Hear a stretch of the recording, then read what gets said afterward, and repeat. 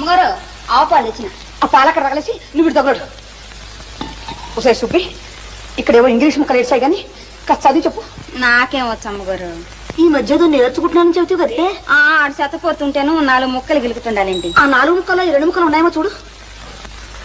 MY my అంటే నా యొక్క, నా అని కూడా అనొచ్చులేండి.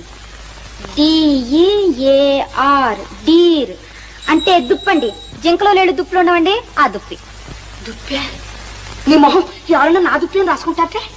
అది కాదండి, డియర్ అండి. డియర్ అంటే అంటే నాకు సిగ్గేస్తుందండి. ఓసి నీ సిగ్గు తట్టుబంట్లు గాను త్వరగా చెప్పి చావే. అంటే ప్రేమించుకునేటప్పుడు ఇంగ్లీష్ లో అనుకునే మాటలండి. అంటే నాథానా? అదే కాదండి, ప్రాణేశానా? అవన్నీ పాతకాలపు మాటలండి. ఇప్పుడు వాటిని ఎవ్వరూ ఆడటం లేదు. మరైతే ఏమిటి చెప్పవే? అంటే నా ప్రియా అని. ప్రియా? అమ్మగారు